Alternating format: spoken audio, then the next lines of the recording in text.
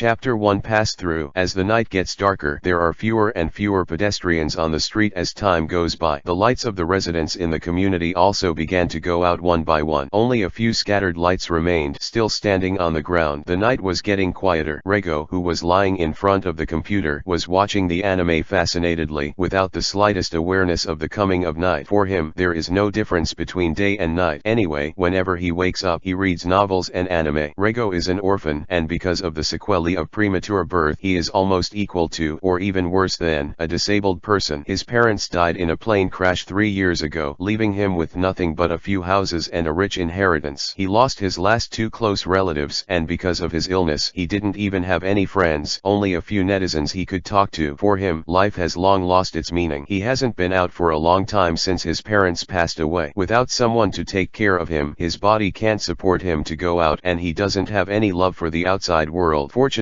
with the advancement of technology in the world today, life is extremely convenient. He just needs to place an order online to keep his life going without anyone's help. Even for a haircut, he can place an order online and someone will come to his door. As for money, the balance in his bank card is enough to make his life easy for 3 lifetimes. In this life, his only pleasure is to read all kinds of comics and novels. He envies the protagonists in comics and novels who have a wonderful life that is incomparable to ordinary people. The various and colorful worlds really made him envious. In his spare time, he often fantasizes, what would he do if he were a healthy person and entered the world of those novels? One Piece/King of Pirates seems to have been updated. Suddenly Rego muttered to himself. He is a loyal reader of One Piece/King of Pirates. He has watched every episode of One Piece/King of Pirates multiple times. For him, the world of One Piece/King of Pirates is also one of his favorites. It is also a habit for him to follow the updates of One Piece/King of Pirates every week. Brother, is there really no one in this house? Even though the lights in his house are off, why do I feel so terrified? A burly man with a bald head pointed to a dark room in a quiet neighborhood and asked the tall and thin man beside him, with a hint of suspicion in his tone. Of course, I've stepped on it several times before the action, and his house has never been lighted, or would I bring you here? Somewhat dissatisfied with the burly man's suspicion of the tall and thin man, he answered impatiently, don't you still trust your brother? Of course I can. After hearing the tall and thin man's answer, the burly man didn't say more. If it wasn't for a little more throbbing in his heart, he wouldn't have asked that one more question. They are brothers of the same mother and they have been together since their debut. Naturally, there will be no distrust between the two, so their tone is very casual. Okay, stop talking nonsense and open the door quickly. The tall and thin man did not continue the topic just now, but greeted the burly man and started to act. After hearing what the tall and thin man said, without hesitation, he walked to the door of the residential unit building, took out an unknown gadget from his pocket and fiddled with it a few times in the keyhole before opening the door. There is even no unnecessary sound, which shows the proficiency of its technology.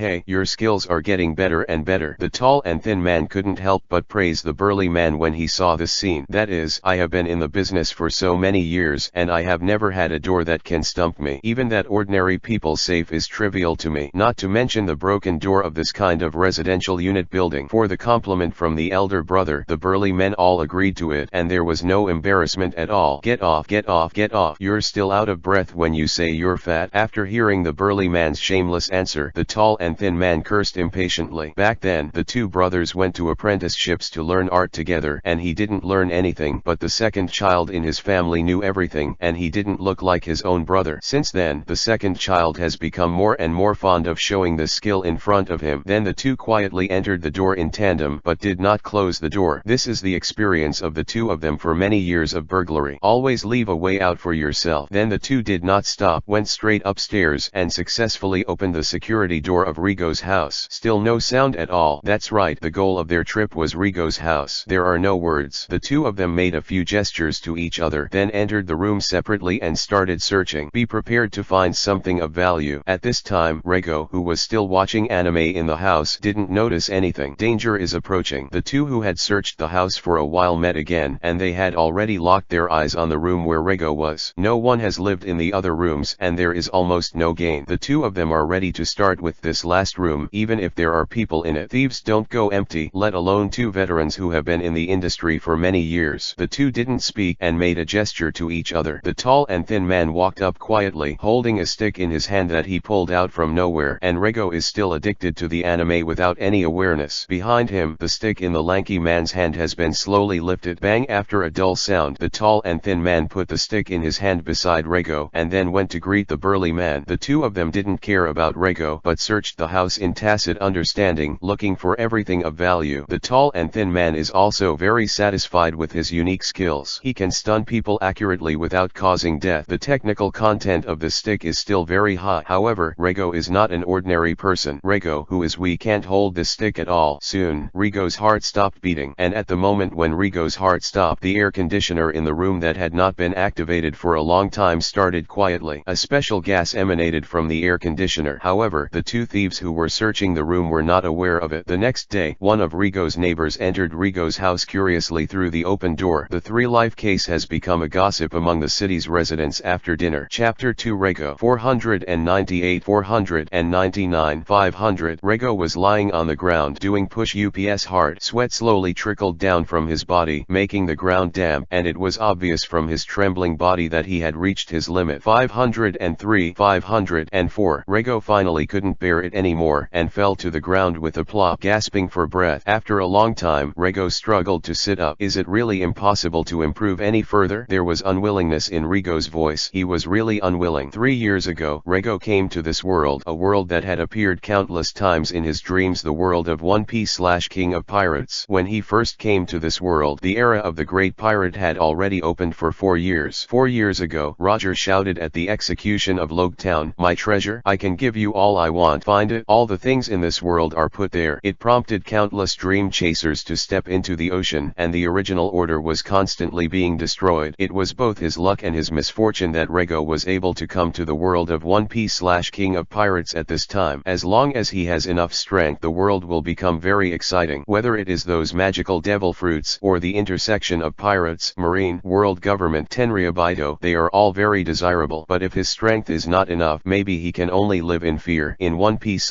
/ King of Pirates, there is no stable life without civilians. They can only pray that they will not encounter pirates and some evil marine. In order to be able to truly participate in this magical world, Rego started non-stop training after coming to this world 3 years ago. But just a year ago, his strength seemed to have reached a bottleneck and would no longer increase. Even so, he still works hard every day, hoping to get stronger. Now his strength can only be compared with the most common marine soldiers or pirates, and even slightly inferior because of his youth. Not to mention the comparison with the main characters in the anime, that is, the people who play soy sauce in the anime are far stronger than him. Originally, he thought that as long as he kept exercising, he would be able to continuously break through the limit, but now it seems that he is still thinking too simply. Situations beyond the limit like in the novels and comics have never happened to him at all, not even once. He insists on exercising every day, but it seems that ordinary exercise can no longer improve his physical fitness again. Rego was very satisfied with the crossing. Anyway, in that world, he has no relatives, and because of physical reasons, he can only stay at home and watch novels, anime, and the like. Even if he has a lot of assets left by his parents, he is not even qualified to enjoy life. Don't say he doesn't have a girlfriend. He doesn't even have a friend. For that world, he really has no nostalgia at all. What he wanted was family, friends, and a wonderful life, and that world couldn't offer him either. He was very excited when he first came to the world of One Piece / King of Pirates. For a hot-blooded man like him, a world like One Piece / King of Pirates is really beautiful. But a good premise is to have strength or power. Just like the protagonist Luffy, no matter how he dies, he can live well under the protection of the protagonist's halo and family power. He doesn't need to fear anyone, any force. But why can't I make progress? Rego thought as he walked. He didn't have much time, and through the newspaper, he knew that it was the 7th year of the Great Pirate Age. Luffy must have been 2 years old. After calculating with his fingers, he found that he should be the same age as Robin and Rob Lucci in the original book, and 11 or 12 years older than Luffy. Thinking of those online novels I read in the past, which traversers are not one finger to the sky, one finger to the ground, the sky, and the ground. I am the only one. But now it's your turn. Why is it so miserable? Not only do you need to work hard to cultivate, but what is even worse is that the cultivation has no effect. It must be the idiots of the Travelers Association who forgot about Lao Tzu's golden finger. Rego cursed to himself in his heart. If he can't improve anymore, he can only go out to sea to find the devil fruit, but going to sea is too reluctant for his current strength. After a rest, Rego did not continue to exercise, but walked towards the depths of the forest. Not long after, Rego reached his destination. He came to see his harvest. When he first came into this world, his father was sick in bed. In order to fill his stomach and take care of his father. He chose to become a hunter. There is a big mountain not far from the village, which is the main source of life for the hunters in the village. With some knowledge of how to hunt in a previous life, Rego can easily support himself and his father. Rego's father, a retired Marine soldier, returned to his hometown when he got older. According to the old man in the village, Rego's father used to follow a powerful Marine for many years and caught a lot of big pirates. As for his mother, Rego had no information in his head, as if she died shortly after giving birth to him, and his father died of a serious illness more than a year ago, and he became an orphan in this world again. It has to be said that the hunters and prey in this world are the same naive. He only needs to randomly place a few traps in the woods every day, and by the next day he can harvest a batch of prey, which is not too simple. Today is no exception. He caught 2 black chickens in the trap he built. This black chicken should be considered a unique species in the world of One Piece/King of Pirates. Their feathers and flesh are all black without a trace of variegation. Just lay down a few sets in the woods, wait a day or two, and the black chicken will automatically come to your door. And this kind of black chicken is tender and delicious. It is the best choice for soup. Even the flying dragon soup in the previous life can't compare with it. Is it because this world is much stronger than the world in the previous life? Therefore, the meat of animals should also be delicate and delicious. Rego thought to himself. In any case, this world can be regarded as a paradise for foodies. The countless game and fish and shellfish in the sea are not too delicious. After putting on a few more sets, Rego tied the 2 black chickens, carried them on his shoulders and walked towards the village. It's getting late, it's time to go back. However, what Rego didn't know was that something happened to the village in just 4 or 5 hours. 3rd chapter Pirates. East blue. The sun is good today and the sea is still breezy. Good weather for sailing. On the sea not far from the village of Rego, a ship with a huge skull and cross flag was heading towards the village of Rego. Boss, are we going ashore this time? We don't have much supplies on board, so we need to loot, and we managed to get rid of Marine's pursuit. The brothers are tired and need to relax. A wretched man who was blind in one eye and had a gloomy face asked the burly man with a scarred face in front of him in a very respectful tone. That Scarface is the captain of this ship, known as the Bloody Hand, and his pirate group is called the Bloody Hand Pirates. The wretched man who asked the question was the deputy captain of the pirate group. The Bloody Hand is in East Blue, a big pirate with a famous reputation. There were countless lives at hand, including not only civilians but also some sailors from East Blue Marine, and his bounty is 5 million Baileys, and he can't be said to be a nobody in East Blue's pirate circle. Well, just go and loot. The Marines are really chasing us lately. If we hadn't been strong, we would have died on the road long ago. Let's prepare more while we have time this time. Some supplies. If you don't run into Marine again, that's trouble. Scarface pondered for a while and then said, his voice indifferent. He knew that his brothers had been chased around by Marine recently, and there was nowhere to put their anger in their hearts. Now, just take this opportunity to vent out the fire. Brothers, adjust the direction and go to the shore. The boss said let's go to this village to relax, and by the way, go to collect the supplies. After hearing the captain's words, the wretched man shouted at the pirates behind him. Good. After hearing the words of the wretched man, the pirates promised loudly. For them, there is nothing better than going out to loot. Thank you, boss. A group of pirates shouted at the scar-faced captain ahead. I can finally vent the fire. I have been suffocating for a while. That's right, the wine on the boat is gone. I'm so greedy, I can't even live without wine. In the midst of bursts of laughter, the ship slowly docked. Then, the pirates got off the boat. I don't care what you do, you have to come back before dark. If anyone doesn't come back before dark, don't blame me for not thinking about the past. After everyone disembarked, the Bloody Hand said to his crew. Yes, a neat answer came from the mouths of this group of pirates. There is no doubt that this group of pirates is somewhat disciplined, much stronger than the general rabble, and there is no pirate who wants to try the means of the bloody captain. Just as Rego walked slowly towards the village, the group of pirates had already arrived in the village. Immediately, a killing began in the village. Ah, no, no, a cry came from somewhere in the village. At the same time, various shouts were heard from other corners of the village. Some places have even started to catch fire. There are also some warriors who dared to defend the village and have been cut to the ground by the pirates. For this group of pirates, the ordinary people in the village are still too weak, and they have never seen any bloody aura in their hands. The young and middle-aged people in this group of villages were tortured and killed like children without any resistance. You guys hurry up and put things on the boat. There's a lot of stuff, so be quick on your hands and feet. The wretched man began to direct some pirates to carry supplies. And the two of you, go and remove all the wine from that room. Also move them to the boat. We'll have a banquet in the evening. Then the gloomy man instructed the two behind him to go to the house next to him to carry wine. What happened? When he was not too far from the village, Rego found that the village seemed to be starting to smoke. Is it on fire? Rego thought with some doubts. No. Suddenly, Rego seemed to have thought of something. He threw the black chicken on his back and ran to the village. He has been in this world for 3 years, and he has heard countless times in the mouths of villagers about the legend that this world is dubbed pirates. None of the villagers said pirates were good. Most of the legends they say about pirates are murder, arson, rape, and looting. A pirate group often plunders villages and towns, and after plundering, they often burn down the town to cover up their evil deeds. Thinking of the consequences of being invaded by pirates in the village, Rego couldn't help but quicken his steps. Not long after, Rego arrived at the village. No. The moment he saw the sight of the village, Rego cried out in pain. He never imagined that a good village would turn into a hell on earth within a few hours. Vivi was stunned, and Rego ran towards his house, shouting, "Grandpa Luonan! Grandpa Luonan!" After Rego ran to the door of the house, he did not go in, but walked to a neighbor's house next to him. More than a year ago, after his father passed away, his family had no relatives, and there was nothing worth caring about. If it wasn't for his lack of strength, he might have chosen to go to sea long ago. But his neighbor, Grandpa Luonan, helped him a lot when he first came to this world. At that time, his father was sick in bed, and he had just arrived in this world, and he was not familiar with many things. If it wasn't for Grandpa Luonan's help, he and his father would have starved to death at that time, and would not have survived at all. Grandpa Luonan treated him like his own child, and could be regarded as his last relative in this world. Rego, Rego. Suddenly, a few weak murmurs entered Rego's ears. Grandpa Luonan. After hearing the sound, Rego ran to the place where the sound came from. There, an old man covered in blood was lying there. Grandpa Luonan. Seeing that the peaceful and loving Grandpa Luonan in the past became what he is now, Rego's heart kept trembling, and boundless anger welled up in his heart. The eyes also turned red. Just when he was angry, some strange changes occurred in the back of his head. Quick, quick, run. Ago. Remember, live well and don't avenge me. They are all demons. Grandpa Luonan breathed out after saying these words intermittently. No. Rego's face became hideous. His eyes were blood red, and a wave of anger welled up in his heart. Rego knew that with his current strength, he couldn't be the opponent of those ruthless pirates. If he's smart enough, he should forget about it. After all, he's just a normal guy so far. But Rego doesn't want to live so uselessly, and he doesn't care whether his choice is correct. Rego knows that a man should do what a man should do, even if it's silly. And now he's going to find those pirates for revenge. Haha, today is really a bumper harvest. Brothers, let's celebrate when we get back to the boat. The gloomy man did not expect such a rich harvest in the village today. After seeing the half box of going, even his perennial gloomy complexion turned rosy. Chapter 4 Goldfinger. You all stop. Suddenly, a half-old child stood in front of the group of pirates who were about to return to the pirate ship. Boy, are you looking for death? Seeing that a half-old child dared to stand in front of him, the wretched man's face suddenly turned ashen. In any case, he is also the deputy captain of this pirate group. No one dares to look down on him except the captain on the ship, but now he is blocked by a half-old child, which is a shame. The rest of the pirate group froze for a moment after seeing this scene, and then burst into laughter. They never thought that such a half-year-old child would dare to block their way. It's you. Is it you who killed Grandpa Luonan? Rego's eyes were blood red, and he asked angrily, thinking of how Grandpa Ronan took care of him when he first came to this world, and how Grandpa Ronan held his breath to let him run fast. Rego's heart seemed to be slashed by a sharp knife. Extremely painful. What, Grandpa Luonan? If you mean the people from the village in front, that's what we did. Why, you still want to avenge your Grandpa Luonan? After hearing the words of the child in front of him, the wretched man replied with a chuckle. The tone was very casual, as if there was a bit of mockery. I want you to pay for your life. After hearing the words of the wretched man, Rego's only sanity was filled with anger. Then he rushed up with a knife. What a child, really weak. Looking at Rego, who rushed up with a knife, the wretched man's expression didn't change in any way. He just sighed faintly. Then, the wretched man kicked Rego, who rushed up to the ground. Laoju, go and tie this kid up to me and bring him to the boat. I will torture him well. After kicking Rego to the ground, the wretched man did nothing but ordered his subordinates to tie Rego back. Yes, an indifferent voice came. It was a reckless man in fiery red clothes, more than 3 meters tall, like a giant. After hearing the deputy captain's order, Laoju didn't hesitate, stepped forward, pushed Rego to the ground, and then tied it up. In front of him, Rego's undeveloped body had no resistance at all. Let's go. The wretched man was not distracted by Rego's arrival. How's the harvest? Bloody asked casually to the co-captain when he saw his crew return. It's not bad. This village is relatively wealthy. And boss, we also found half a box of going. After speaking, the wretched man instructed the pirate behind him to put the box he was carrying in front of the captain. Going. After hearing the words of the wretched man, a look of joy appeared on the bloody hand's face. Although they burn, kill, loot, and do all kinds of evil, it is still very difficult to harm harvest some going in such an ordinary village, not to mention half a box at a time. Generally, going is concentrated in the hands of the big towns. They go to raided villages and towns, and there is almost no going. Without hesitation, the bloody hand stepped forward and opened the box. Then, the going of Huang Cheng appeared in front of him. Well done. After checking the box for going, Bloody complimented his co-captain. By the way, what happened to the guy who was tied up? After seeing Rego tied up, the captain asked casually. He's a kid in that village who wanted to avenge his relatives and was caught by me. I'm ready to torture him. Seeing that the captain seemed to be interested in Rego, the wretched man replied immediately. Oh, the students obviously didn't pay much attention to this kind of thing. They just responded and stopped talking. In the evening, the banquet on the ship began. Every pirate's face was filled with happiness and fanaticism. Originally, they pinned their heads to the belts of their pants. Have a good day. Be a good day. Don't think about it that much. This is because they have experienced life and death, and no one can think that they will live 100 years, and it is their favorite thing to have fun. And Rego was tied up and placed in the cargo hold. What shall I do? Rego, who was sober, knew that his situation was very dangerous. He didn't think those cruel pirates would let him out. The back of my head. Suddenly Rego felt a little hot and itchy in the back of his head. No way, can't touch it. Rego, who struggled for a long time, had no choice but to give up the idea of rubbing the back of his head. At the moment, we still have to find a way to escape first, otherwise this time is really over. Rego thought silently in his heart. It's not like his wonderful life ended before it started. Looking around, Rego didn't find anything that would help him escape. Okay, Rego, after thinking for a while, decided to use the stupidest method. Just relying on the edges and corners of this warehouse, began to rub. Come, and drink, brothers. Outside, the banquet is still going on. No one took Rego to heart. After all, Rego can only be regarded as a half-old child at this time, and there is no threat. In the middle of the night, the party on the boat was over, and the pirates fell into sleep after eating and drinking. No one remembers the lad tied up in the warehouse. It's not easy, Rego said to himself. His rope was finally frayed, although it took a lot longer than he imagined. Luckily he did not encounter any trouble, and no one came into the warehouse to see him, which made him successful. Rego, who had freed his hands, did not find any danger after patrolling the cargo hold. Immediately he put his hand to the back of his head. What is this? Rego felt a bulge at the back of his head, and the bulge started to grow after touching his hand. Then, a pitch-black baseball bat grew out of the back of his head. This is... Looking at the pitch-black baseball bat in front of him, Rego couldn't help but feel a little pain in the ass. Is this my golden finger? But the effect of this appearance is too strange. Rego complained silently in his heart. Other people's golden fingers are so cool. Why did it happen when it was his turn? Forget it. Let's see what's the use first. Rego knows that now is not the time to complain, and every increase in strength will make his plans more foolproof. After a while, Rego gave up. He didn't find anything special about this stick, except that it was very comfortable, hard and light. He didn't find any use. Okay, don't worry, let's escape first. Rego believes that his golden finger will not be so useless, and he will definitely be able to find the correct usage of the golden finger. Quietly, Rego catwalked out of the warehouse. On the deck, teeth grinding, grunting, one after another. Most pirates did not go back to their rooms, but slept directly on the deck. It's fine. After seeing the situation on the deck, Rego breathed a sigh of relief. These pirates were not as well trained as they thought, and they didn't even have a night watchman. Perhaps the watchman slept in too. Rego wasn't too sure either, but if there is a vigil at night, Rego will be in big trouble. But now, Rego looked at the pirates sleeping like dead pigs on the deck, made a plan, and returned to the warehouse again. Chapter 5 Super Sap System. That's it. After groping for a while, Rego found what he wanted, a large barrel of tung oil. Go down and bury the villagers with you. Without any hesitation, Rego directly dumped the tung oil into the warehouse, and then lit the fire. The warehouse is right in the middle of the pirate ship, and it is filled with all kinds of sundries, many of which are very easy to burn. As long as no one is found in the early stage of the fire, then this fire can definitely leave a deep impression on this pirate group. Of course, Rego doesn't think that this fire can burn the main characters of the pirates to death. It is too whimsical. After all, this is the world of One Piece / King of Pirates, and it is now at sea. Without hesitation, Rego left the cargo warehouse and walked to the deck to prepare to disembark after ordering. But at this moment, an accident happened. A pirate on the deck staggered to his feet as if he was about to pee. Seeing this scene, Rego walked up without any hesitation, holding the golden finger that just appeared, a pitch-black baseball bat in his hand. Give me death. Rego raised the baseball bat in his hands and hit the back of the head of the urinating pirate fiercely. A perfect sap. Reward +5 sap points. Achievement mission. The first time complete. Rewards are doubled. The initial task of the system is completed, and the super sap system is turned on. The host properties panel opens. Suddenly, suddenly a voice sounded in Rigo's mind, but Rego didn't hesitate, and after knocking out the pirate who got up to pee, he jumped off the boat directly. Plop! Rigo's sound of launching into the water woke up a few pirates who were in a hazy state, but they didn't get any attention. Only a few pirates shouted a few words and fell asleep again. The place where the pirate ship was parked was not far from the village. With 3 years of familiarity with water, Rego easily swam back to the shore. "I'll find you." Standing on the shore, Rego looked back at the pirate ship that was already on fire and said firmly, "What just happened?" After going ashore, Rego finally had time to explore the voice that appeared in his mind just now. "I got the system." After Rego heard the voice in his head, his face became ecstatic. In the web articles he had read before, every systematic protagonist was a real boss, and his growth rate was much faster than that of other protagonists with golden fingers. System, are you there?" Rego began to keep calling in his mind. For a while there was no answer. "Okay, what a fool." Rego complained a few words and then stopped calling the system but started to check his own attribute panel. Host Rego, age 13, strength 11, normal adult attributes are around 10, agility 13, constitution 11, skills none, sap points remaining 10. That is to say, the stick I hit the pirate just now gave me 10 sap points. Rego remembered the voice that appeared in his mind and knew the source of the sap point. Then the role of the sap point, seeing the strength, agility, and constitution all have a green plus sign behind it, Rego seems to understand the use of the sap point.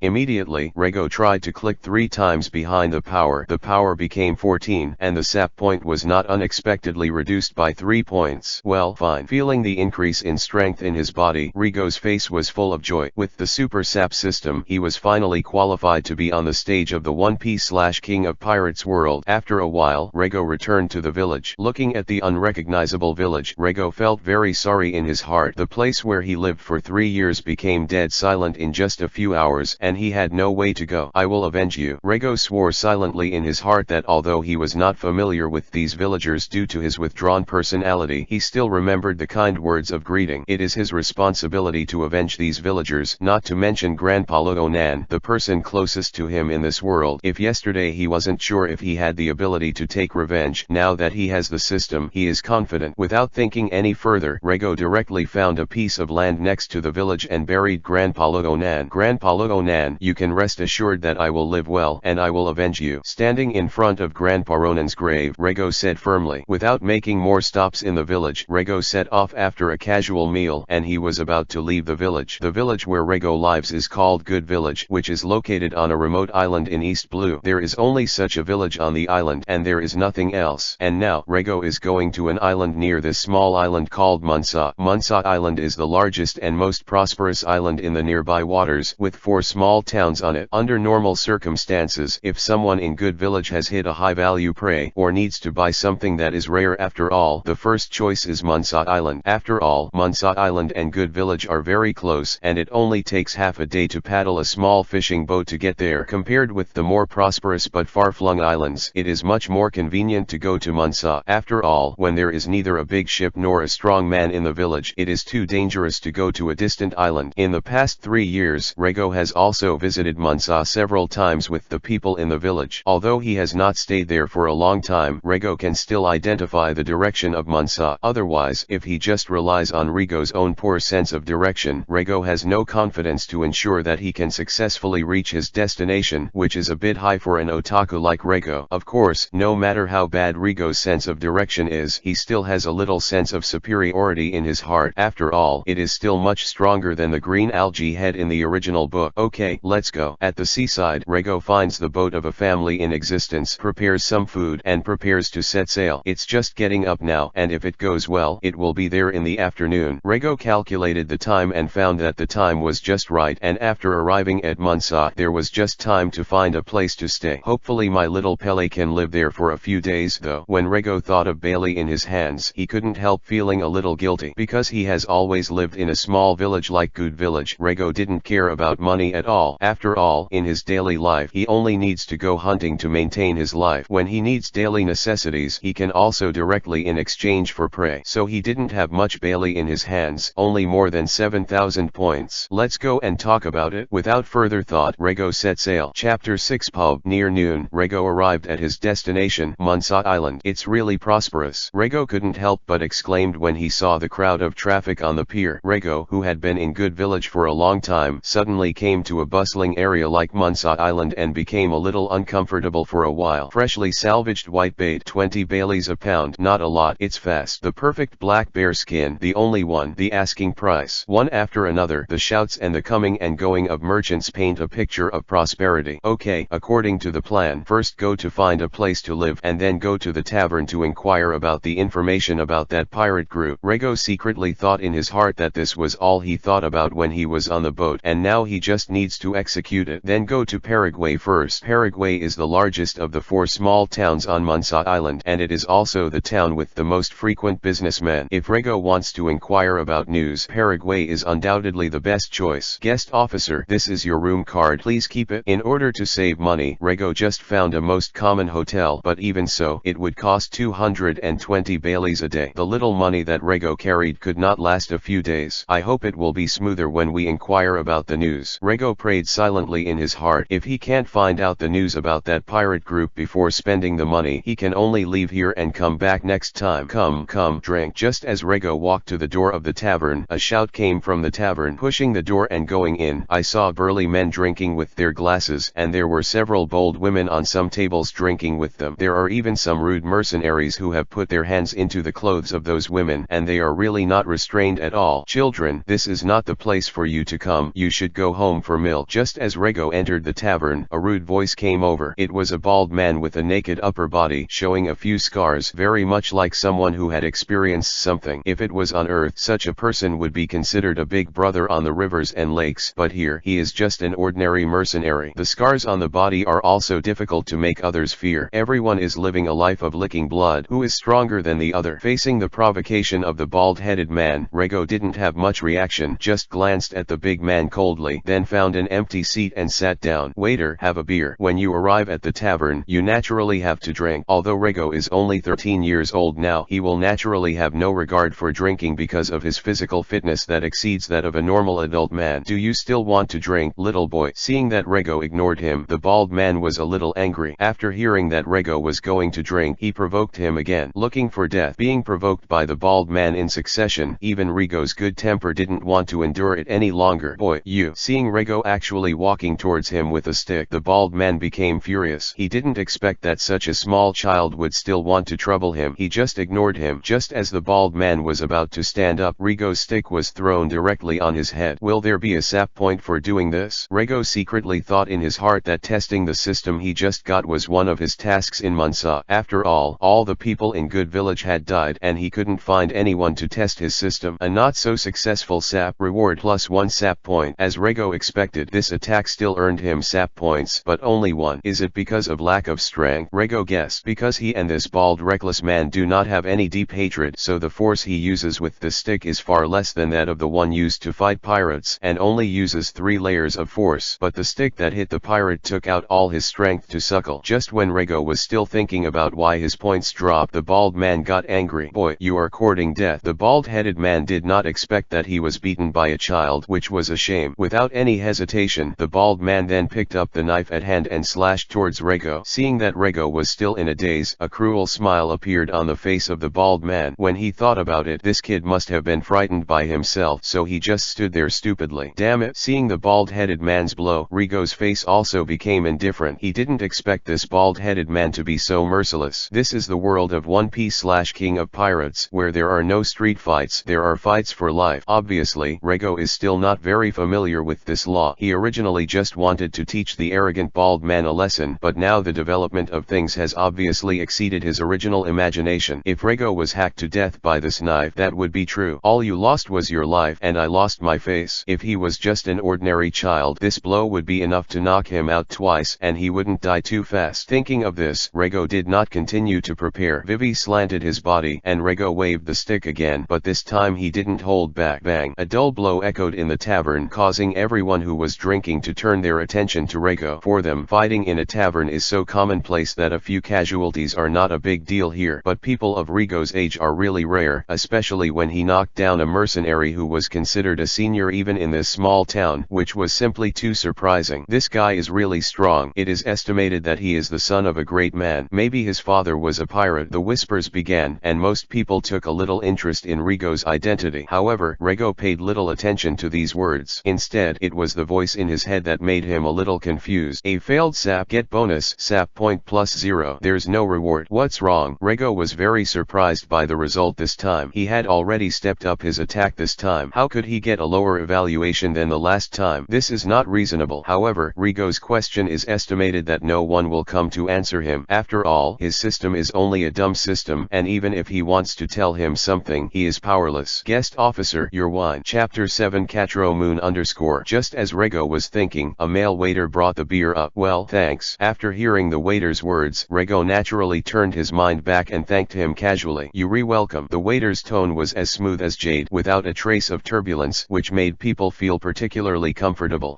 Rego raised his head curiously. He wanted to see what kind of man could have such a gentle tone. The waiter was dressed in black and wore a top hat. His skin was fair and warm, his body was slender, his facial features were just right, and there was a warm smile on his face, which made people feel like a spring breeze. What a handsome man. For this male waiter, Rego has no other evaluation except envy.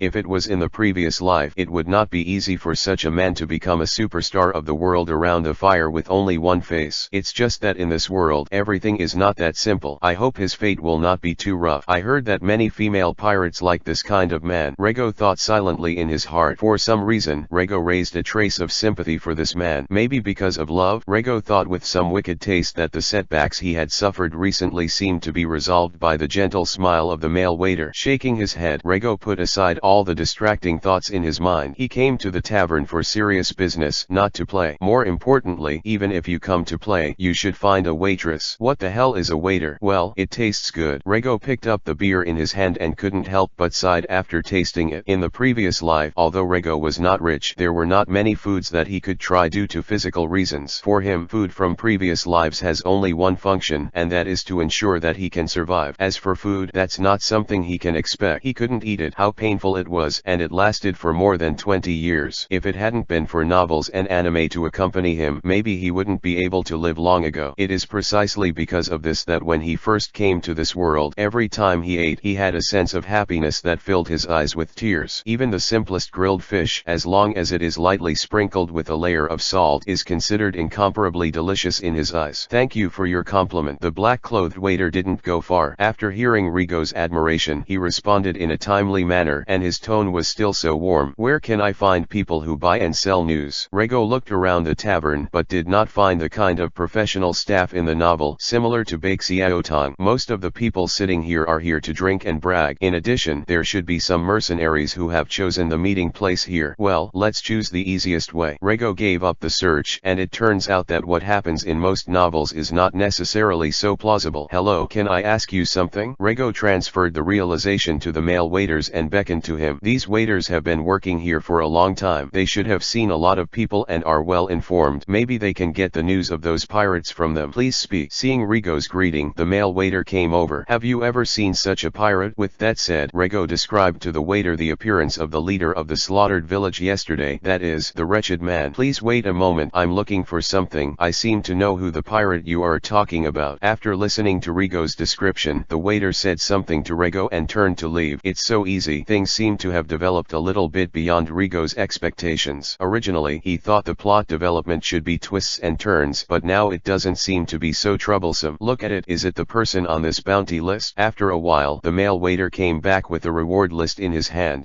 After hearing the waiter's words, Rego moved his gaze to the bounty list. It's him. Looking at the man on the reward list who left a deep impression in his mind, Rego replied bluntly, with a hint of chill in his tone. After hearing Rego's answer, the waiter was stunned for a moment, not knowing why Rego's tone suddenly changed so much, and then spoke again. This man's name is Nago. He is the vice captain of the Bloody Hand Pirates, and the bounty is 1 million Bailey. The Bloody Hands Pirates is a notorious pirate group operating in East Blue, and it is impossible to sit down for evil things. Count. Their captain is called the Bloody Hand, and the bounty is 5 million Baileys. Okay, thanks for the news. Rego didn't care much about the bounty that the waiter said. 1 million Bailey can be said to be very low. Even the captain's 5 million Bailey. Rego doesn't care much. He believes that with the help of the system, his strength can grow rapidly. Go away. After getting the news about that pirate group, Rego had no reason to stay any longer. After draining the beer in his glass, Rego paid the bill and left, and he went to plan another plan of his. Bloodhand Pirates. Interesting. After seeing Rego leaving, a smile appeared on the male waiter's face. face. His name is Katroyu, and he is the owner of this tavern. From the boy's expression, Katroyu could easily tell that the boy wanted to seek revenge from the Bloody Hand pirates. What does he have to rely on? Thinking of the confident smile on the boy's face, Katroyu was a little puzzled. The Bloody Hand pirates can run rampant in East Blue for 3 or 4 years. Not a child can deal with it. Even if this kid had defeated an adult mercenary just now, he would only appear very powerless in front of the Bloody Hand pirates. A well-known pirate group is not comparable to an ordinary mercenary. Hope he can change me and bring some surprises. If he can do it, then I can ask him to help with that too. Katroyu thought to himself in his heart. Rego, who was walking on the road, naturally didn't notice the identity of the male waiter just now, and these things were not important to him, so he didn't need to care. Then my next target is the bandits on Munsa Island. Yes, there is a bandit den on Munsa Island, which is notorious nearby. This group of thieves made a living by robbing small merchants nearby, and they were doing small cases, and their strength was not strong. Even the villagers of Good Village were robbed several times, but no one was hurt. But now, Rego regards these people as experienced babies. Chapter 8: Three Brothers. The view is really beautiful. After resting in the hotel for a night, Rego decided to set off for the most central part of Munsa Island, which is the Lanja Mountains, where the bandits gathered. However, what Rego didn't expect was that after leaving the small town of Paraguay, it seemed like he came to an endless prairie. Except for a small road formed over the years, this grassland was completely covered by half-human high grass, which really gave Rego a feeling of vastness. I heard that the origin of the name of the Lanja Mountains is because a group of giant wolves live here. Everyone who has seen a giant wolf has become the food in the mouth of the giant wolf. I don't know if it is true or not. As Rego walked, he muttered some news that the hotel clerk had told him when he left the hotel. Giant wolf, is there any, and how big is it? When Rego was in Good Village, he had never seen any giant wolves. There were only some ordinary beasts, and there were no more creatures than Rego imagined. In Good Village, the biggest creature Rego had ever seen was the brown bear. After the stupid bear was captured by him, Rego curiously weighed his weight at 1,400 pounds. For older kids, it's a huge beast, but here, Rego believes that he will definitely have the opportunity to see many creatures that he did not have in his previous life, and even those sea kings who are like giants. It would be interesting to see giant wolves. The road is lonely, Rego thought wildly. He never thought at all that if he encounters a giant wolf, can he really survive? After using all the sap points in his hand, Rego's attribute panel became what it is now. Host: Rego, age 13, strength 15, normal adult attributes are around 10, agility 17, constitution 14, skills none, sap points remaining 0. A total of 11 sap points were all used by him, and no one was left. On the other hand, Rego's strength is more than twice that of the original, and now he can easily defeat 3 of him before he got the system. But if he really meets the legendary giant wolf, he may not be able to leave his life. After all, wolves are pack animals. It's so far. 4 or 5 hours later, Rego was still walking on the prairie, and the mountains in the distance still seemed so out of reach. Forget it, let's rest for a while. Seeing that the sun had moved above his head, Rego also sat down, took out the dry food and fresh water that had been prepared, and prepared to eat something.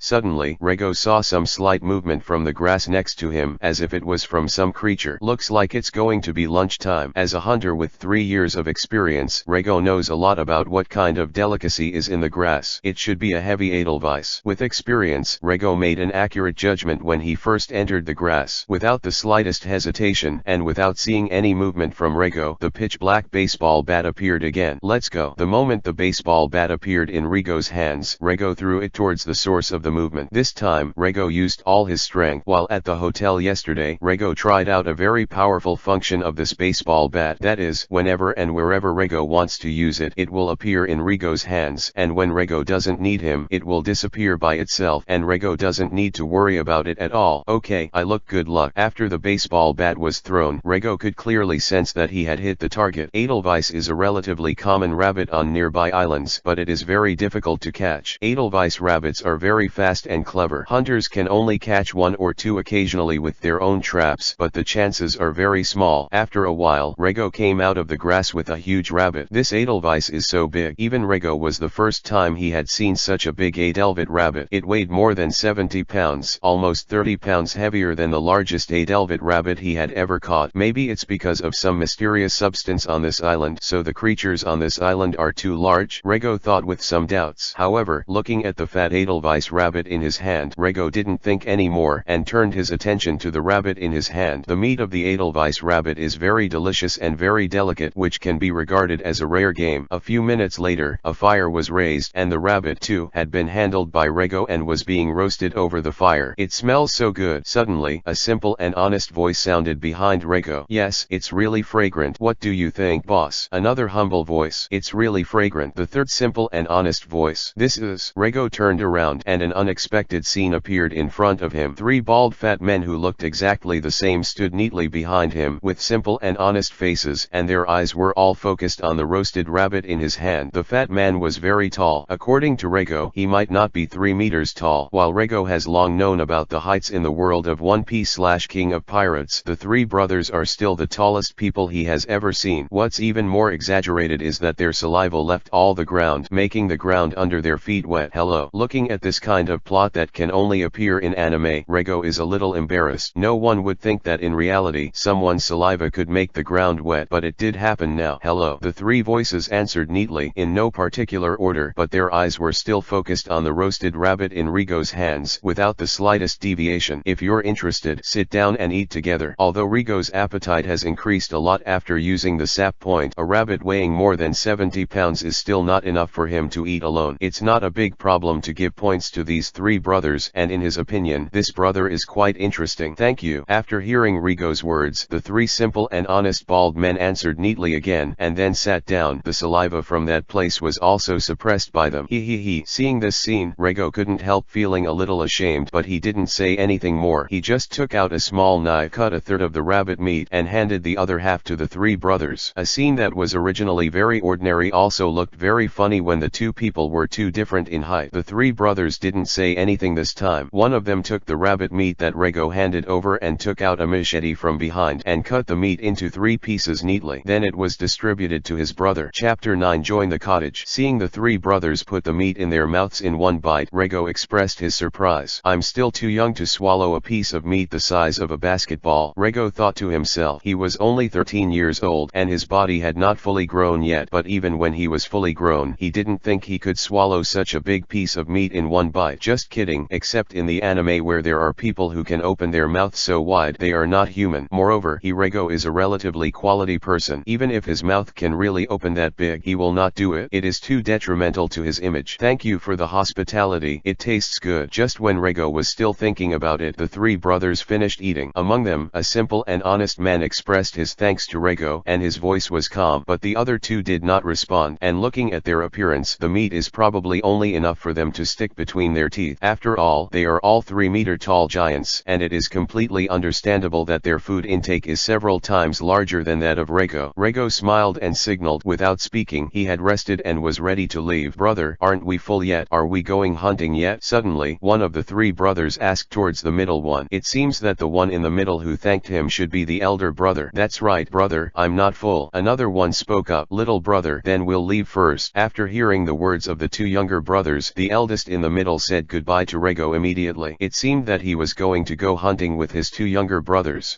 Rego responded, and then the three brothers flew out. Let's go. I don't know who it was, but when he left, he shouted aloud, looking very excited. Rego hit the road again. In front of the cottage. Wait, who are you? Before dark, Rego finally reached his destination, a bandit den in the central Lanja mountains of Munsa Island. It's just that Rego ran into some trouble when he got to the gate of the cottage. The source of the trouble is the uncle who guards the door. His strength is comparable to that of the ant in the university dormitory, and there are even some places beyond. After all, dormitory ants don't stand guard at the door of the dormitory with a gun. At the gate of the cottage, no matter how Rego told the uncle who guarded the gate his admiration for this group of bandits, his admiration for the leader of the bandits, etc., there was only one sentence in return. The big boss has said that non-copycat members are not allowed to enter. For this dead-brained bandit, Rego had nothing to do, especially when the other party is still holding a gun. He is even less likely to have any crooked thoughts. Even if he is sure to clean up this uncle, he can't stop all the people in the cottage. If everyone in the cottage came out with a gun, he could die early. Although his strength has greatly improved after activating the system, it is not a problem for ordinary adults to let him play more than 10 times. But he didn't think he could handle that musket. After all, he wasn't a rubber guy and could bounce bullets back. If those bullets hit him, it would definitely be a blood hole in one shot and there would be no problem. Uncle, just let me in. What do you think this is? In desperation, Rego used his trump card. He took out the more than 4,000 Baileys he had left and handed them over to the uncle. It's better for the king of hell, and the kid is hard to deal with. It's like feeding the dog. Rego cursed secretly in his heart. When he came, he and the people in the hotel inquired about this group of bandits. The bandits were very measured and never killed innocent people indiscriminately. Although he didn't rob the rich to help the poor, what he did was very in line with Rego's point of view. Rego thought about being able to join it and secretly gain some experience in it, which was a perfect idea. Okay, what are you doing? I'm not that kind of person. Originally, Rego looked at the uncle who was the gatekeeper and was ready to collect the money. However, the uncle's tone suddenly changed greatly, and the hand that he stretched out was retracted. The greedy look on his face also disappeared, replaced by a face of righteous words. What happened? Looking at the uncle's skilled face-changing stunt, Rego was a little confused. Am I doing something wrong? Although it is not uncommon to say that whether it is a past life or this life, stuffing money is not a rare thing, but Rego is indeed doing it for the first time. What is the problem in that link? Rego watched the uncle change from being lazy to being serious, and he stood up straight instead of leaning halfway like before. He always felt as if he had overlooked something. Oh, we're back. Just when Rego was still thinking, a slightly familiar shout came. This is... Rego thought of the three simple and honest bald men who had just separated from him. Welcome back to Shanzai from the top. The second and the third. Just when Rego's thinking was still unclear, the uncle who was the gatekeeper shouted into the cottage, his voice full of excitement, not at all as indifferent to Rego just now. Well, it seems that this cottage can be entered. Rego breathed a sigh of relief when he thought of the three simple and honest men who had just separated. That uncle is really difficult to deal with. Thinking of the many confrontations with the uncle just now, Rego couldn't help but feel a little tired. At the same time, he became a little empathetic to the complaints about the dormitory and on the internet in his previous life. It is not easy for everyone.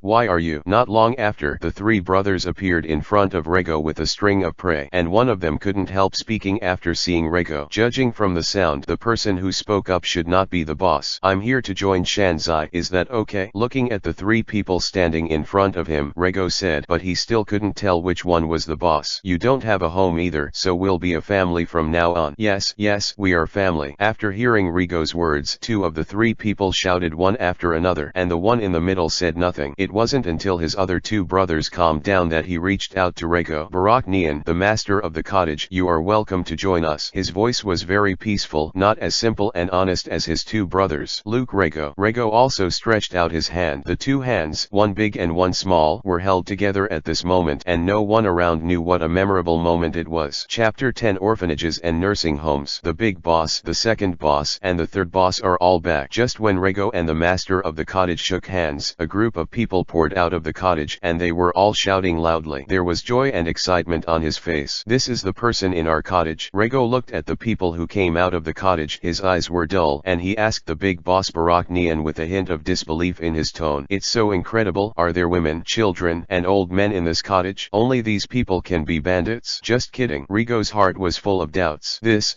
Facing Rego's question, Barak Nian's face, who had always been calm, also turned slightly red, and there was some shame in his voice. That's right, when our three brothers just went up the mountain. After a long while, Rego got the truth of the matter from Barak Nian's murmur. Originally, the famous cottage has undergone tremendous changes after the arrival of the three Barak brothers. Because they were unwilling to submit to the obscenity of the big boss at that time and do what they did not want to do, the three Barak brothers slashed the big boss with a knife. Then they took over the cottage, but they were reluctant to rob the passing merchants, and soon the cottage was unable to make ends meet, and the other thieves scattered after looting the remaining materials in the cottage. Then, in order to maintain the operation of the cottage, the three Barak brothers recruited people from the mountain. Because of their kindness, a group of old, weak, sick, disabled and some children who were unable to live were brought up the mountain by the three brothers. As for the young and middle-aged people, there is not a single one. The uncle who was guarding the door just now is not too young. Moreover, according to Barak Nian, a large part of the elderly people are residents of small towns down the mountain, because if they are old and come to the cottage, they can have enough to eat without burdening their children. A swarm came up. The children are the survivors of the town slaughtered by the pirates, and they are all found nearby. In this way, in order to maintain the basic life of the cottage, the three Barak brothers had to go out hunting every day, and only in this way would the people in the cottage not starve. Because there are too many people, the income is not enough. Barak Nian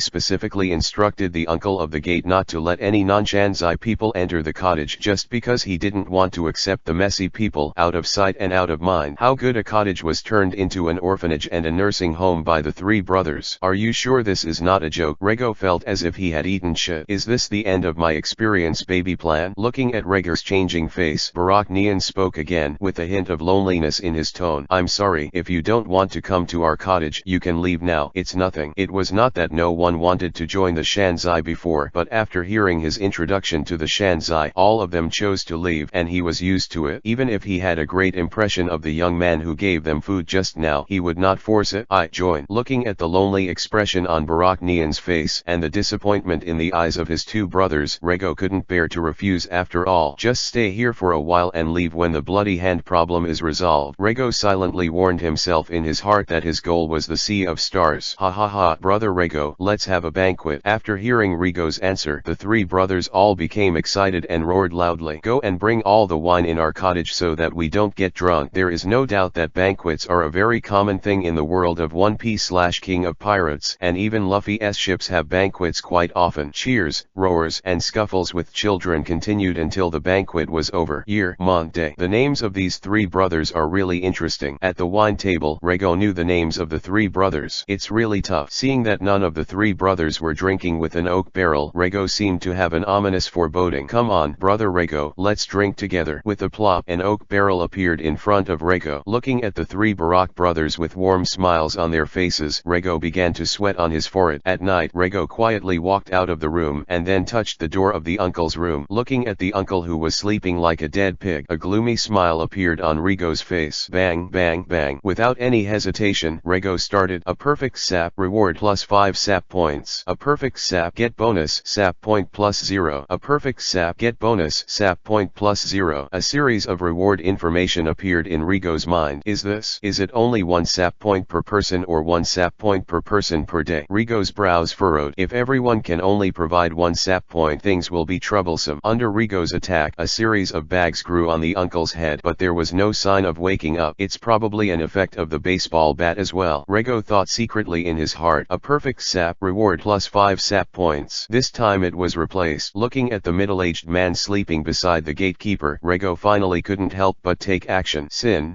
Rego repented softly, and only Rego knew how sincere he was. In the second half of the night, Rego shot again. A perfect sap, reward plus 5 sap points. It's okay. Thinking of the information in his mind, Rego was a little fortunate. If it is true that each person can only provide 1 sap point, Rego will have a headache. Go back to sleep. Looking at the series of packages on the uncle's head, Rego expressed his satisfaction and was ready to leave. That's right. Just after taking 2 steps, Rego returned. A perfect sap, reward plus 5 sap points. Almost forgot. Uncle, sorry. Rego didn't feel the slightest guilt. 20. Rego even had a happy smile on his face when he left. Okay, go to sleep. Rego, who had been busy for a day, also felt a little tired, but looking at his current attributes, Rego's face became a little more complacent. Host Rego, age 13, strength 22, normal adult attributes are around 10, agility 23, constitution 21, skills none, sap points remaining 0. It won't be long before I can find revenge for those pirates. In his sleep, Rego murmured. Chapter 11 Instructor. At noon the next day, Rego stood on a stage temporarily built in the cottage, looking at the sparsely occupied children below. His eyes were a little dull. Brother Rego, these children are handed over to you. The 3 of us are out hunting. This is what Baraknian said to Rego in the morning when he was out hunting. At that time, Rego was still full of confidence, but now, Rego felt a bit of a headache in his head. I said, can you stand up? On the stage, Rego looked at the chaotic team below and said helplessly. Originally, what Baraknian told Rego was that these children had been trained by him several times and were very obedient. Rego just needs to maintain discipline, and it doesn't take much effort. And now, Rego just wanted to say to Baraknian, I believe you the devil. Not to mention the discipline of this group of children is comparable to that of primary school students in China. It is estimated that even kindergarten children can't compare. After all, kindergartners know how to line up. But looking at the children under the stage who were not only in groups but were still yelling at random, Rego felt that comparing them with the kindergarten children was really embarrassing for them. Under Rego's call, the team under the stage moved a little bit. Really only a little bit. Don't you understand what I'm saying? Stand up,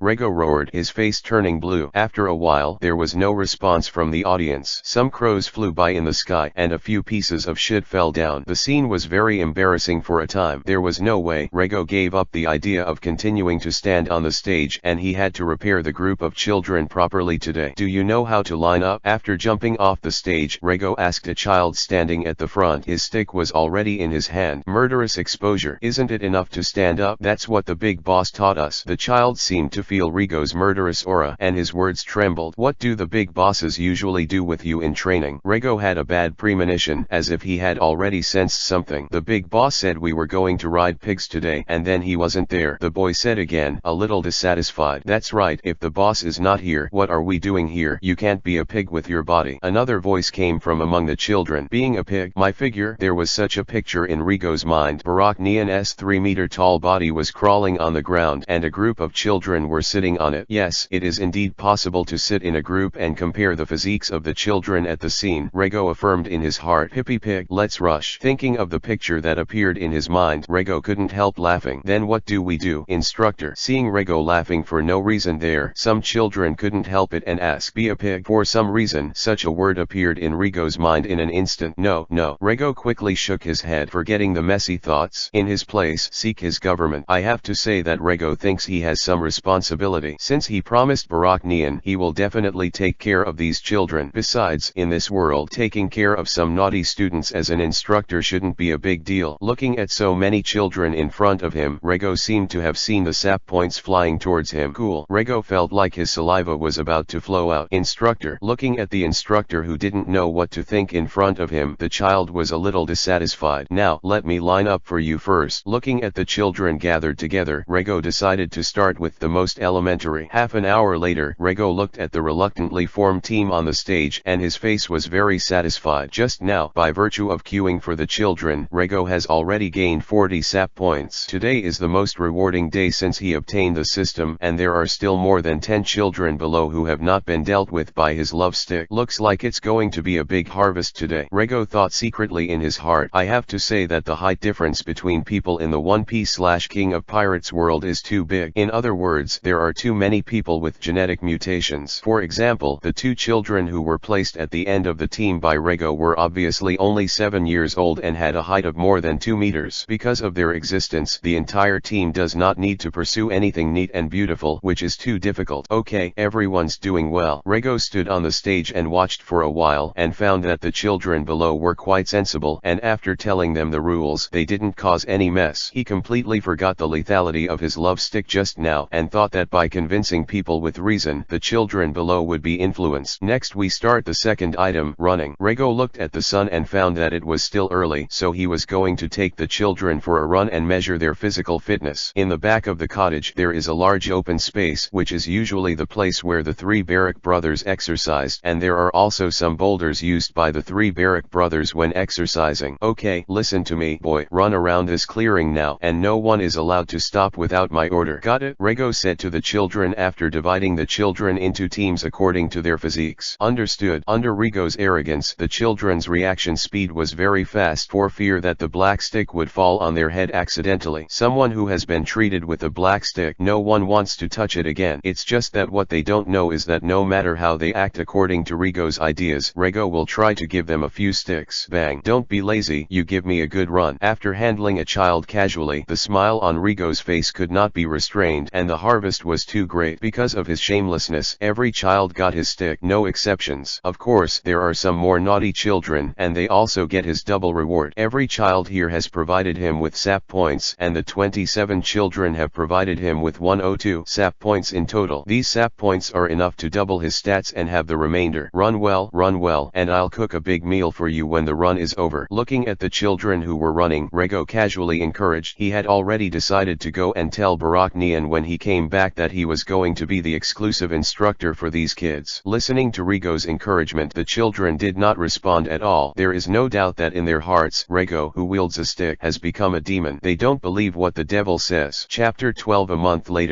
later, in the Lanja Mountains, Rigo took the group of children. The first team is for me, and the second team is beaten hard to let them know that our first team is not vegetarian. Rigo looked at the children who were mingling not far away, and shouted loudly to cheer for the team. Second team, what the hell? A big scar on your head. Either you die or he dies today. It's up to you to choose. Turning his head, Rigo went to cheer for the second team again. After the children of the first team and the second team heard Rigo's words, they didn't react. It's not how firm their minds are, but that Rigo has done too many things like this during this period of time, and they are powerless to complain. I have to say, the constitution of the people in the world of One Piece/King of Pirates parrots is really good. No matter how Rego trains them every day, they will become alive again the next day, as if it has no effect at all. Moreover, Baraknian did not know where he found a prescription for relaxing muscles and activating blood circulation. He tried to use it for children and found that it was very useful, which greatly improved the children's recovery ability. Of course, the task of finding the herbs still falls on the three Barak brothers. Thinking of the resentful eyes of Barak Moon and Barak Day, Rego couldn't help but want to laugh. It was really interesting, and it felt a little wrong for the three big men to dig for herbs on the mountain. Whenever he thinks of the scene where the three big brothers are looking for herbs on the mountain with their butts out, Rego can't help but be amused. Although it is only a short month, the growth of these children is very amazing. There are 27 children in total, and basically each child's physical quality has caught up with adult men. Even a few of the little girls have made significant progress. Rego tested them and found that their strength has also increased by 8 or 9 points, which is only a little worse than that of adult men. During this month, Rego tried almost any method he could think of to train these children, such as running the mountain road with rocks on his back, swimming with iron chains, and so on. If it wasn't for Rego's disapproval of their strength, Rego probably wanted to learn from Garp and put them on a hot air balloon. Their strength is still not enough. Thinking of not being able to implement this plan now, Rego still has a little regret in his heart. Think about how exciting it would be to be able to fly them in the sky. Lei Ge secretly thought in his heart, completely forgetting that if it wasn't for the system, his strength would be similar to those of these children, not much stronger. Moreover, because Rego's training method is too terrifying, the old, weak and sick in the cottage always use a very strange look when looking at Rego, which makes Rego very uncomfortable. A few days later, Rego couldn't help it anymore. Then he said in the cottage, if anyone dares to look at him with that kind of eyes in the future, he will take those who look at him to train with the children. As soon as this word got out, when Rego found that he appeared in the cottage would suddenly become deserted. Even those ants who like to gossip would disappear quickly. It seems that my deterrent power is not ordinary. Is it the legendary Big Bad Wolf? When Rego found out about this, he chuckled lightly and didn't care at all. Originally, he didn't like these guys in the cottage who were eating and waiting to die. Although Rego's training method was not recognized by the old, the weak, and the sick, it was recognized by Baraknian, and it was precisely because of this that Rego received the full support of the cottage. Brother Rego, you have done a great job. From today onwards, these children will be handed over to you. You only need to be responsible for training them properly. The rest will be handed over to our three brothers. The first time he saw Rego lining up the group of children, Baraknian took Rego's hand and said affectionately, those children were the things that gave Baraknian the most headache. He didn't expect that Rego could do these things so well. It simply exceeded his expectations. And after Rego's various strange training methods came out, Baraknian became more satisfied. Brother, what you are doing is really good. I have a prescription there that can help these children recover faster. Try to give them some. This is the second time. What Baraknian said while holding Rego's hand. As for herbal medicine, leave it to us. Baraknian was very interesting. He said that as long as Rego could manage the group of children, the rest would be left to him. Whether it is food, herbs, or other props needed to train children, it has always been available as needed without hindrance. In particular, Rego actually found a large number of iron ingots in the warehouse of the cottage. With the help of the old, weak, sick, and disabled, now all 27 children have their own weapons. These children already had the strength to go out hunting alone half a month ago, and it was precisely because of this that the three Barak brothers finally had time to stay in the cottage. Instructor, we're back. Just when Rego watched the first and second teams in a daze, the third team came back from hunting. The 9 children tied the captured prey together and brought it back on a unicycle made by themselves. I have to say that Rego's training method is still very effective. Under Rego's training, these children will make tools. 1 wild boar, 12 long-haired rabbits, and 7 pheasants all do well. Looking at the prey on the unicycle, Rego commented casually, and okay is the best comment from Rego's mouth. It is unlikely that Rego could say very good. Rego is not someone who likes to compliment others. However, the prey brought back by the 3 teams is indeed average, and there is nothing unusual. For example, Rego caught the Adelvet rabbit when he went up the mountain, which is considered a very precious game. It's just that it's too difficult to capture the Edelweiss rabbits, and these children don't have enough strength and experience. After the children's ability to hunt alone, Rego divided the 27 children into 3 teams of 9. Moreover, the teams were also assigned tasks by Rego. Except for the team that went hunting, the other 2 teams had to accept the fear of being dominated by Rego. Instructor is a pervert. More than 10 days ago, this sentence was circulated among children, and every child who heard the sentence agreed with it abnormally. Every day, they would see Rego with with a smile on his face, swinging his black baseball bat, and every time the bat was swinging, Rego had the brightest smile on his face. Bang! Rego's smile grew brighter. Chapter 13 Brother. Assembly. All assembly. Before the sun had risen, Rego's shout rang out in the cottage, and Rego gathered his dodgy army. Today, brother will take you out to play, Rego said loudly on the stage. Looking at the neat team below, Rego expressed his relief that so many days of hard work were not in vain. The brains of these children are okay, at least they can understand his thoughts. They are not elm lumps. Under his leadership, these people can compare their discipline with the kindergarten children in their previous lives, and the progress is still very obvious. What's the matter? There's no response at all. Shouldn't you all look very happy? Rego didn't feel very well, and his words didn't get a response from anyone. And the children in the audience, to Rego's words, they just want to say, I believe you, a ghost. Of course, it is enough to shout in your heart. After all, this is not suitable for speaking out. During this period of time, Rego's funny and black-bellied attributes have been completely exposed. No one would believe what he said. It would be good to have 3 points. Most of the time, those 3 points were mixed with water. I mean it. Looking at the expressions on the faces of the children below, Rego explained another sentence, but he didn't seem to have any confidence. After a long while, the audience was still the same, deserted, and there was no response. Okay, then I won't talk nonsense. Have you seen the iron ingots in the open space over there? Your task today is to follow me, and those iron ingots are your load. As for how to distribute the iron ingots, you decide for yourself. That's your business, not mine. Seeing the desolate appearance of the audience, Rego stopped teasing them and directly clarified the training task. I'll give you 10 minutes. After 10 minutes, we will gather at the gate of the cottage and set off. Remember that you can't leave a single iron ingot, understand? Seeing the terrifying smile on Rego's face, the students in the audience couldn't help shuddering. No one would doubt Rego's method, and the back of his head still felt a little pain when he thought of it. Is this really possible? In the room, Barak Nian asked Rego, who was always afraid that Rego would be self-defeating. I believe them. Rego's tone was very light, but the firmness in it was something anyone could hear. Well then, I believe in you too. After speaking, Barak Nian left. During this period of time, Rego not only became good brothers with the 3 Barak brothers, but in his heart the group of children also became his brothers. After all, the age gap between them was actually very small. Brother, what a wonderful feeling, Rego muttered to himself after Barak Nian left. This training was actually planned by Rego long ago. He wanted to see if these children were worth so much effort. After all, during this period of time, whether it was Rego or the 3 Barak brothers, in order to train these children, they paid a lot. Rego is okay. After all, he has been compensated in other ways, but the 3 Barak brothers are different. They only have to pay. The number of iron ingots in the pile was carefully calculated by Rego. For the group of children, if they could not unite together, it would be impossible for them to allocate the amount they need to carry within 10 minutes. The pile of iron ingots can be quickly distributed only when they are united and everyone can bear the maximum weight they can bear. It should be almost time. After drinking a cup of tea, Rego also left the room and went to the gate of the cottage. Hopefully I can see what I want to see. Rego prayed silently in his heart. If these children really fight because of this pile of iron ingots, Rego is expected to start a new journey. Well done. At the gate of the cottage, Rego looked at the orderly team formed by the group of children, looked at the iron ingots each of them carried, and said with relief, the kids did a great job, better than he and Barak Nian could have imagined. The instructor actually complimented us. I'm not dreaming. After hearing Rego's words, a child spoke. Rego's words really surprised him, and he couldn't help it. Yes, we are dreaming. This pervert can't smile so sweetly. His smile has always been gloomy, and he looks ill-intentioned. Another child spoke up. All run for me. Rego listened to the whispers among the children, and said nothing more. The field weight training began. Seeing Rego running out first, the rest of the children did not hesitate at all, and they all followed quickly. It's a habit they've developed these days, and they've gotten used to listening to Rego. What a bunch of good boys. After Rego and his training team left, the 3 Barak brothers also appeared at the gate of the cottage. The head of the family looked at Rego and the others leaving, and said, his voice trembling, he didn't think that this group of kids could do so well. They were good boys. The second child and the third child interfaced, their voices still as simple and honest as ever. Rego's original plan was to run from the cottage to the foot of the mountain and then come back. However, his plans changed after hearing the criticism of his children. It must be that the tasks I gave them before were too easy, so I gave them the strength to criticize me, and this time, I won't make that mistake. Thinking about it, Rego had a gloomy smile on his face again. If the children behind can see this scene, they will surely breathe a sigh of relief. This is the dead pervert they are familiar with. Children, our task today is to circle the Lanja mountains and come back. Suddenly, Rego turned his head and said to the children who were following following him. What? Rigo's words seemed to drop a bomb on the calm water, and the children were fried in one fell swoop. How is this possible? Is the pervert crazy? Among them, a straight-hearted child was the first to speak. That's right, the Lanja mountains are so big, so we can finish running in one day. What's more, we still carry this on our shoulders. Another child interface. Just when the other children were about to express their opinions, two screams rang in their ears at the same time. Cold sweat dripped from their foreheads. Why are there so many words today? Rego spoke, still playing with his black stick. No one uttered a word, and under Rigo's gaze, the children began to sprint with their heads down, and the two children who were given the stick of love by Rego didn't speak again, except for the big bag at the back of their head telling us what just happened. Everything in the team was calm. Chapter 14 Wolfpack. At night, Rego and his dodgy soldiers lit a fire and gathered together. After all day's training, everyone in Dodgy's army was exhausted, and only Rego was still alive and kicking. Look at each of you. You have no stamina at all. How will you mess around when you go out in the future? I'm really worried about you. Looking at the tired and paralyzed children beside him, Rego began to talk sarcastically. At the same time, his work did not stop. The two wild boars he had just caught in the mountains were skinned and bled by him. Rigo's movements are very skilled, and for him, a hunter, doing these things is really simple. Look at me, look at you again. Why is there such a big gap between people? Rego continued to sneer. Between words, the wild boar has been packed up by Rego and started to roast on the fire. I have to say that Rigo's craftsmanship is still very good. Coupled with the seasonings brought from the cottage, the rich aroma begins to emanate from the meat, and the tired and paralyzed children also turned their attention to Rego. Of course, they selectively ignored Rigo's unpleasant words. After all, they have become used to it during this time, and some people tried to argue with Rego at the beginning, but now they have given up this plan. It's really not worth it. No matter whether you can tell him or not, one or two sticks are always indispensable. Time passed and the roast was almost done. Just when every child was looking forward to Rigo's craft, the unexpected happened. A wolf howl broke the silence of the night. The source of the sound is not far from here. There should be a pack of wolves nearby. Rego, who has 3 years of hunter experience, immediately made a judgment. Although Rego doesn't like wolf creatures very much, and wolf meat is not very tasty, he is very familiar with wolf creatures as a hunter. Rego, generally speaking, wolves are not large in size and their strength is limited, but they generally live in packs. A few wolves or even dozens of wolves live together. When they join forces, they can destroy some large beasts. However, Rego, who was a hunter in Good Village, heard from some old hunters that there were giant wolves in the mountains, but Rego had never seen them. As the size increases, the strength of the wolf will also become extremely powerful. For ordinary hunters, if they encounter a giant wolf, the degree of danger is more than that of tigers and black bears, because wolves are very cunning, and even some wolves are very cunning. The leader of the group already possesses a certain amount of wisdom.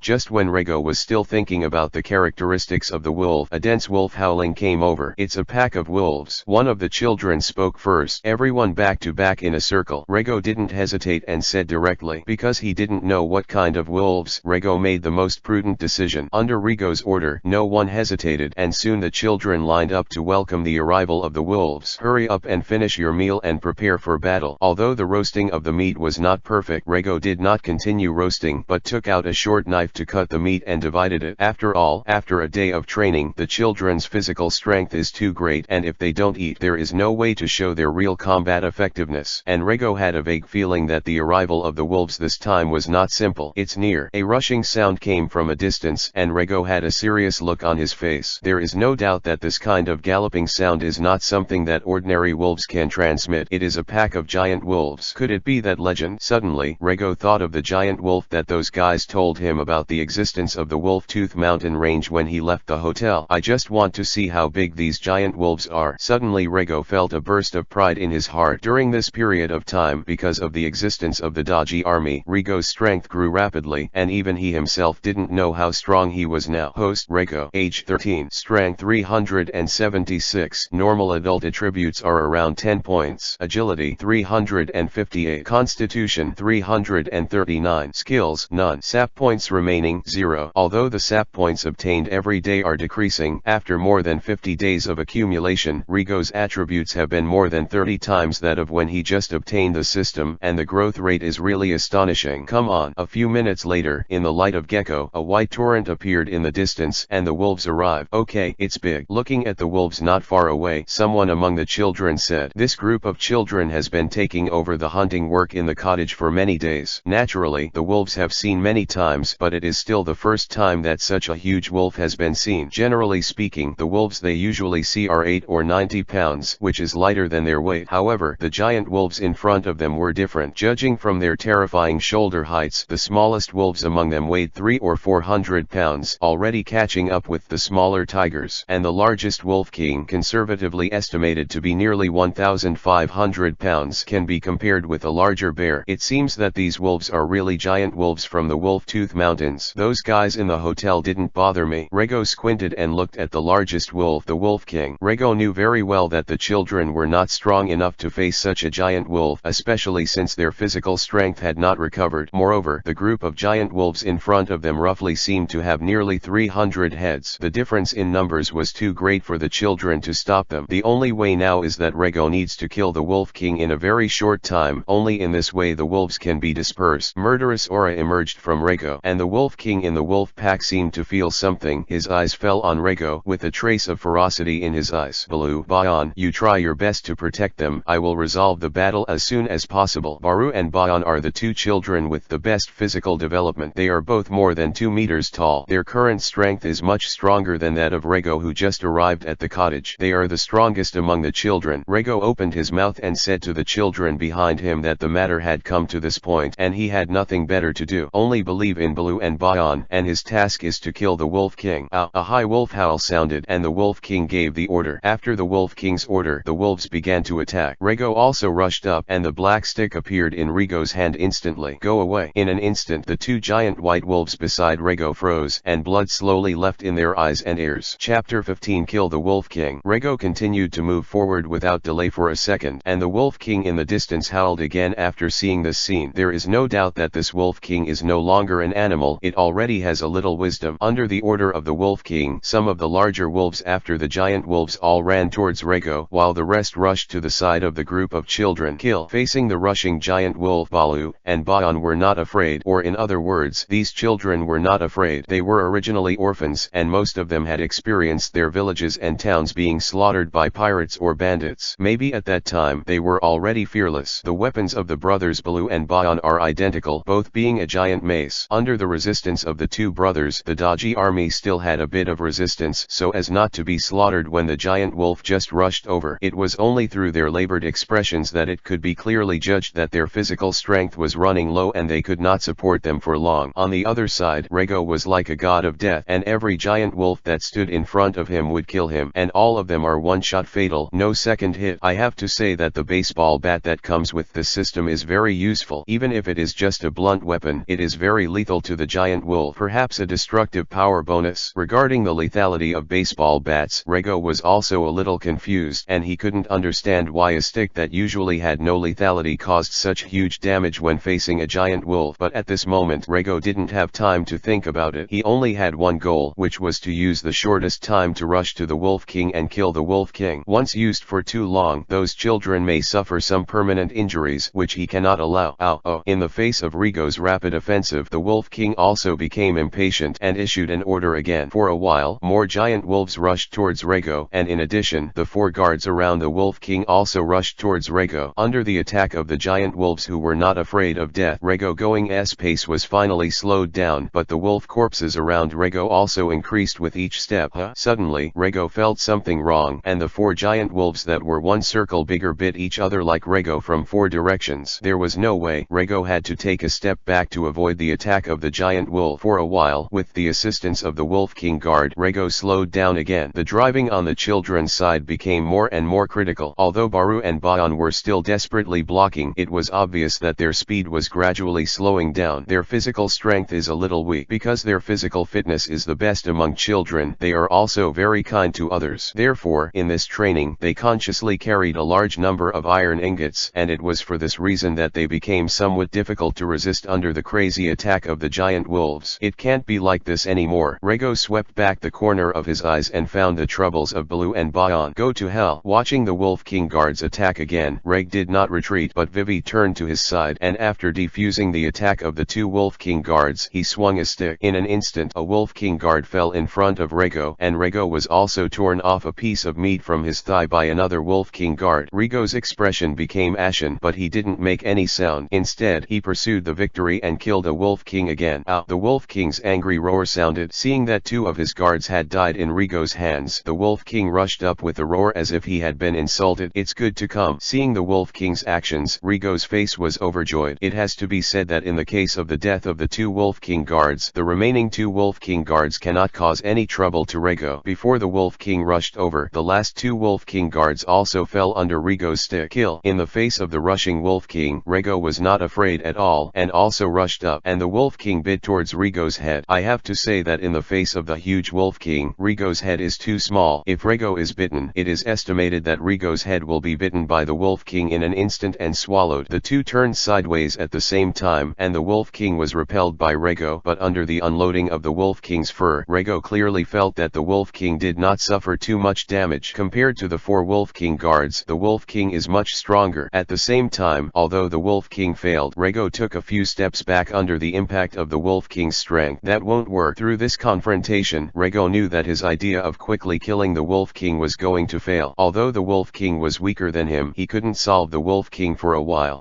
Just when Rigo was thinking about how to deal with the Wolf King, something happened on the other side. Due to the lack of physical strength, Bayan was caught in the loophole when dealing with the giant wolf, and Balu rushed forward without hesitation. All of a sudden, Balu was bitten off a piece of meat from his abdomen by the giant wolf, and blood splattered all over for a while. Moreover, with Balu wounded, the Daji army was finally at a dead end. Can't wait any longer. After waiting for the voice over there, Rigo secretly made a decision in his heart. For a while, Rigo's eyes showed madness. Rigo was originally a crazy person. If he wasn't crazy, Rigo wouldn't set up a mechanism in the air conditioner of his home, but connected the switch of the mechanism to his heart. If not, the 2 stupid thieves would not have lost their lives. If Rigo wasn't crazy, maybe he would have starved to death when he first came to this world 3 years ago and wouldn't be alive now. And now, he is willing to go crazy again for these children. Without the slightest hesitation, Rigo charged towards the Wolf King again. Rigo let out a deep groan. The blue veins on his forehead burst out, and his left hand was bitten by the Wolf King in his mouth, but it was not broken, and in this case his attacking Wolf King could not hide. Lost. Bang. A stick hit the Wolf King's head firmly, and the Wolf King also began to faint, and the strength in his mouth seemed to be a little smaller. Immediately afterwards, Rigo's second stick arrived, the third stick, the fourth stick. The Wolf King fell.